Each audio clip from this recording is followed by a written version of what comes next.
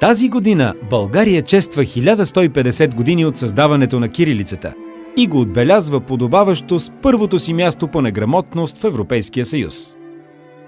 Според Европейската комисия 41% от учениците ни са полуграмотни, а според друго изследване неграмотните български граждани вече са между 50 и 60%.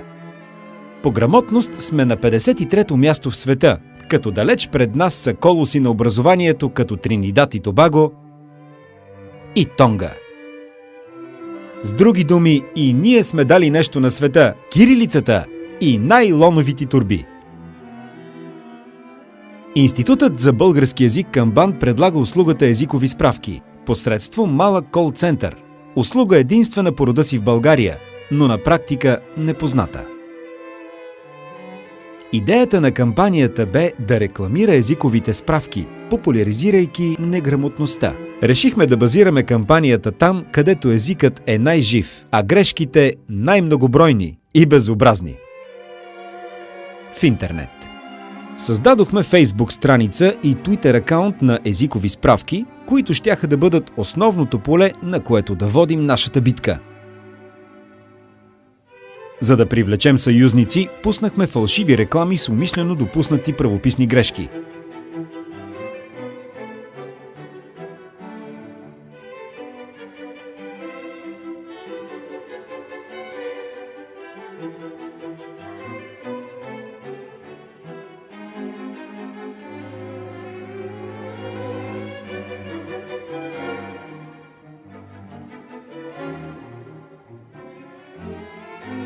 Надявахме се справедливият гняв на грамотните интернет потребители да ги доведе при нас и да ги направи съмишленици на каузата.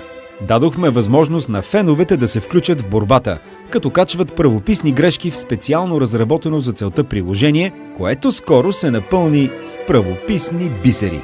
Най-популярните грешки поощрихме с подходящ подарък – актуалното издание на правописен речник на българския език.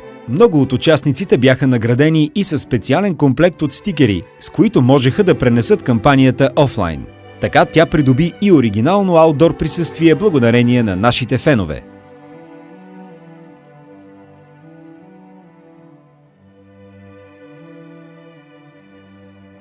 Понеже няма медия, пощадена от неграмотността, адресирахме грешките от говоримия език и в радиоклип.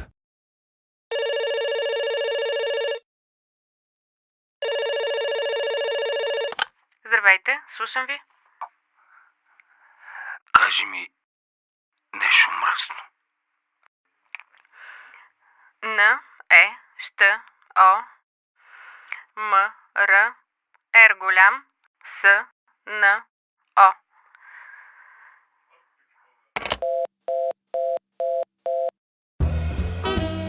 Каквото и да искате да кажете, направете го правилно. Професионални езикови справки на телефон 0879 668363. Кампания на Института за български език Камбан.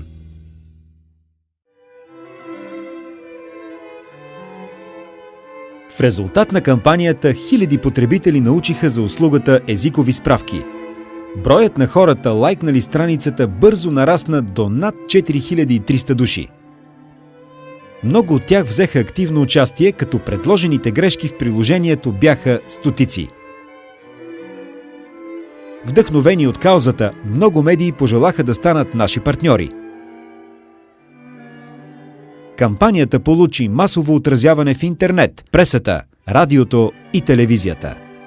Вярваме, че с популяризирането на езикови справки направихме крачка към ограмотяването на българите, което е и най-голямата ни награда. Абе, тук не беше ли с главно?